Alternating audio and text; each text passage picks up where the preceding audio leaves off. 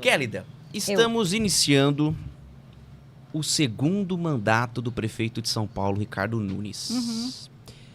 O que virá pela frente nesse segundo governo? A gente veio de uma eleição extremamente conturbada, de uma eleição que eu acredito que tenha sido uma das mais violentas, talvez. E o prefeito Ricardo Nunes garantiu a reeleição. O que São Paulo pode esperar do governo dele? O Ricardo Nunes, eu fiz uma previsão para ele, ainda quando ele estava concorrendo à volta à prefeitura. E eu disse o seguinte, ele é muito cinza. Ele é muito nublado. Ele precisa ter mais clareza, ele precisa trazer mais alegria para o governo dele. São Paulo é uma cidade cinza, mas ele é sem cor, ele é sem energia, sabe? E buscar essa energia, eu estou falando assim, indiferente de religião, mas buscar essa energia, ele precisa buscar mais contato feminino. Ele tem tudo bem, às vezes você vê ele ali com mulheres perto dele, mas ele tem uma postura muito rígida, talvez. Ele não tem o emocional. E São Paulo, agora, nesses próximos tempos, vai precisar dessa energia mais feminina. Né? Eu sei que ele é o prefeito, mas assim, ele precisa estar mais perto dessa energia mais fluida. Sabe? Ele precisa aparecer mais, porque senão a carreira política dele vai morrer aí. Ele não vai conseguir fluir.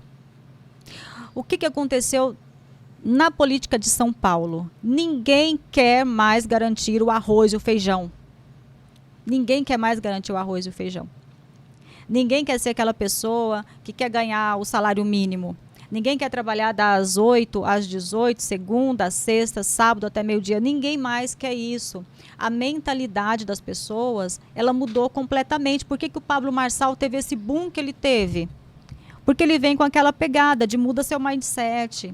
Não é porque você está aqui que você vai permanecer aqui.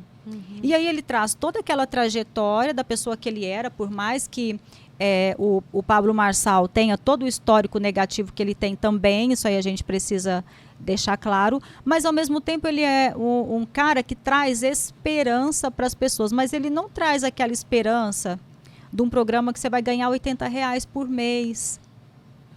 Por quê? Porque a juventude não quer mais R$80 por mês. A juventude, ela quer se espelhar em alguém que tenha ali que traga um propósito para ela, dela conseguir comprar o seu carro, a sua casa, dela conseguir ter riqueza, dela conseguir entrar em uma loja de alto padrão e comprar aquilo que ela quer. Aquela história do manter as pessoas em uma redoma não funciona mais, e principalmente dentro de São Paulo. Vai ser um ano difícil para São Paulo e para o prefeito? Vai ser um ano onde principalmente... Aqui, a energia feminina virada, a gente nem mexeu nas cartas e você percebe a energia estagnada, né? É um ano onde a energia de São Paulo vai estar muito paralisada. Muito paralisada. São Paulo está com uma energia extremamente corroída. Sabe? 2025 para São Paulo tem que prestar bastante atenção, porque vai ser um ano onde a energia vai estar muito densa. Você vai ver greve, você vai ver manifestações, né? Você vai ver serviços públicos, que é o básico para as pessoas serem cortados ou não dar andamento, entendeu? Então, tudo isso vai paralisar esse ano de 2025. Por causa de quê? Corte de verba. São Paulo vai ter uma corte de verba muito grande, sabe? Mas tudo isso por causa dessa movimentação.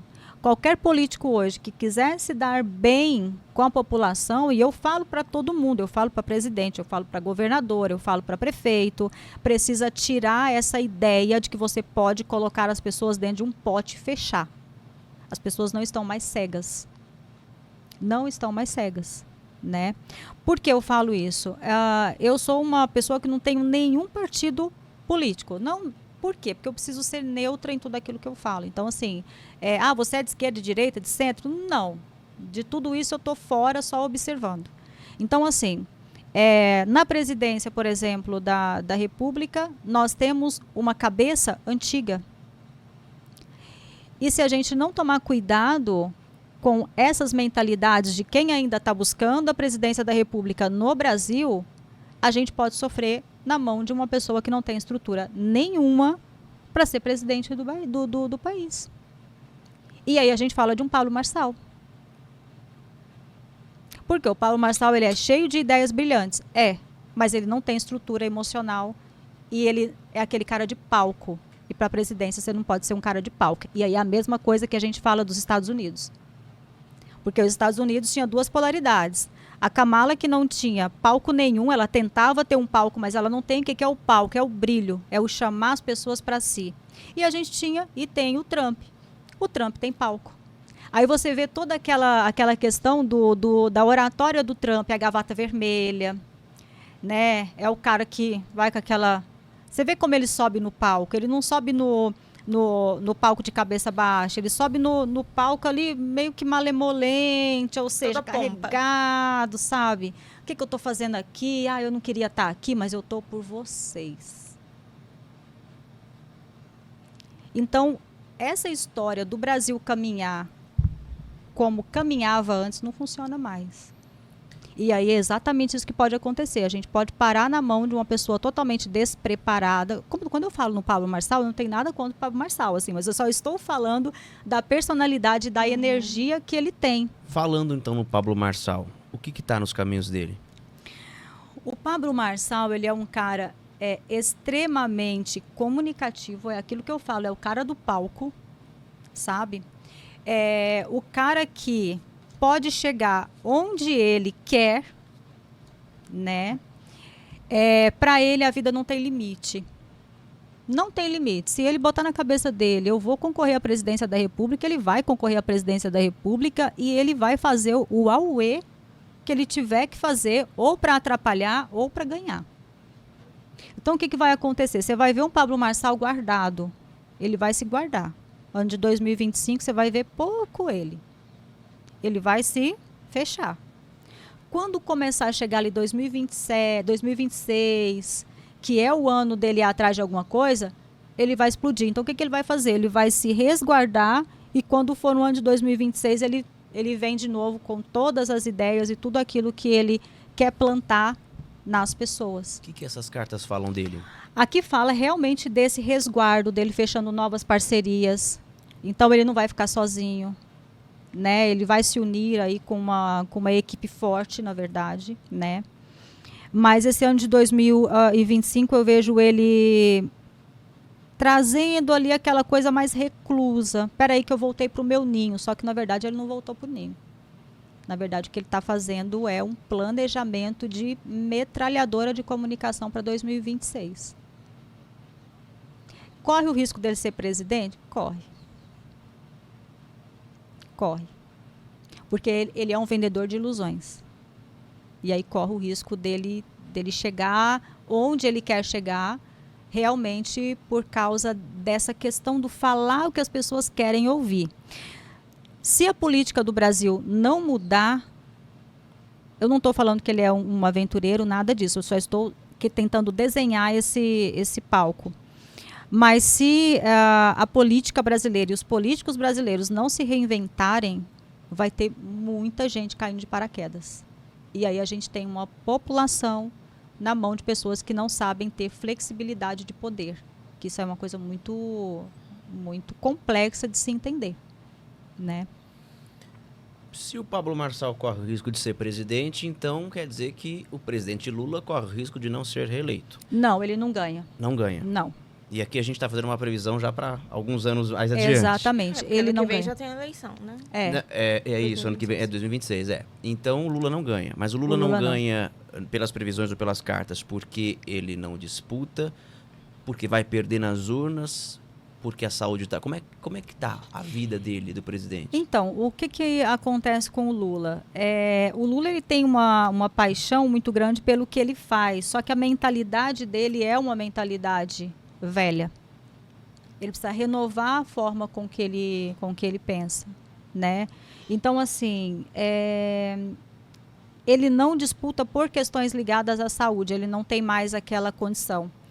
Quando eu falei esse ano que o Biden ele ia desistir da candidatura dele à presidência dos Estados Unidos, Como vocês viam o Biden? O Biden, toda vez que ele ia falar alguma coisa, que ele estava em público, o que, que ele fazia? Ele corria, né?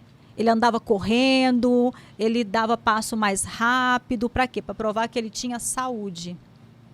Só que daí ele tomou ali um golpe grande ali durante as corridas presidenciais nos Estados Unidos, e a saúde dele degringolou. E aí ele não conseguiu mais ter aquela energia para mostrar, ele sabia que ele ia perder, então o que, que ele fez? Eu vou sair de campo. E agora, como que você vê o Biden? Ele não anda mais correndo. Eu vi quando ele veio no Brasil agora, eu vi uma pouca coisa, ele andando devagar, tranquilo. Por quê? Porque eu já não estou mais no páreo, eu já fiz o que eu tinha que fazer. Foi pro meio da mata. Exatamente. Então, assim, ele já não tem mais que mostrar nada para as pessoas. Então, agora ele já está com ele. Agora, o Lula, eu vejo ele finalizando, ou seja, ele está em um processo de finalização desse legado que ele teve, né? Mas ele não disputa. Eleição ele não disputa. E caso o partido dele ali não preparar alguém à altura, vai ser muito difícil eles conseguirem ali um posicionamento dentro da política nesses próximos 5, 6 anos. Para eu fechar essa questão da política, para a gente falar de outros famosos, um cara também que está na mídia e que tem uma grande visibilidade, que é o governador de São Paulo. Que não sei se tem a pretensão de ser candidato a presidente, mas o que o ano reserva para o governador Tarcísio? Tá. O Tarcísio, o que acontece? Ele vai mudar de partido. Ou ele vai mudar de partido, ou ele vai fazer uma nova aliança, ele vai se afiliar, se associar com o Novo. Eu não vejo ele se mantendo nesse partido que ele está, dentro dessas ideias que ele está mantendo. Por quê? Porque o Tarcísio, ele é um cara extremamente racional. Só que ele é o cara racional, emotivo. Como que isso significa? Ele é o cara que ele consegue entender de gente, mas por causa das cabeças que estão atrás dele, ele não vai crescer. Ele precisa ser livre. Se ele quiser crescer, ele precisa sair dessa... A imagem que eu tenho dele, assim, honestamente, é ele com uma coleira. Ele precisa se livrar dessa coleira. Ele precisa se livrar dessa corda que está puxando ele, porque tem uma corda puxando ele. Já viu cachorro na coleira? Né? Não, quero atravessar a rua. Não, não vai. Você vai vir aqui, você vai andar na calçadinha. Então eu vejo ele muito preso e ele precisa se libertar. Se ele quiser crescer na política, ele precisa se libertar. Ele precisa dar um grito de liberdade. Porque ele tem potencial. O Tarcísio não é um cara... não é um cara qualquer dentro da política. Ele tem ali um potencial, porque ele... É engraçado como eu vejo ele, que eu vejo ele como se fosse uma âncora. Ele é um cara ancorado. Ele não é um cara viajado, assim. Ele não é um cara lunático. Ele é um cara pé no chão. As pessoas gostam disso.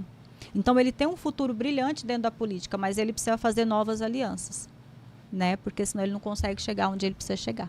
Tá. Bolsonaro corre o risco de ser preso? Tá. Engraçado, o Bolsonaro, e aí foi uma coisa que eu fui muito metralhada quando eu fiz a previsão do Bolsonaro, que nem sei que ano que foi, que ninguém acreditava que ele podia ser presidente da República. E aí eu fiz ali a previsão e eu falei, gente, o Bolsonaro ele vai ser eleito presidente da República. O povo falou, nossa, tá louca. E esse vídeo hoje tem quase 5 milhões de visualizações, né? O Bolsonaro é o seguinte, aqui eu vejo ele se perdendo por causa de ciúmes, mais do que já está perdido, por causa de briga, por causa de disputa, tá? Ele corre o risco de ser preso, sim. Tá? Só que antes disso, ele vai tentar mexer os pauzinhos dele para não deixar isso. Lembra da revolta do Lula quando o Lula foi preso? Uhum. Multiplica. Multiplica. Então você está dizendo que se o Bolsonaro for preso, vai virar um caos. Vai virar um caos.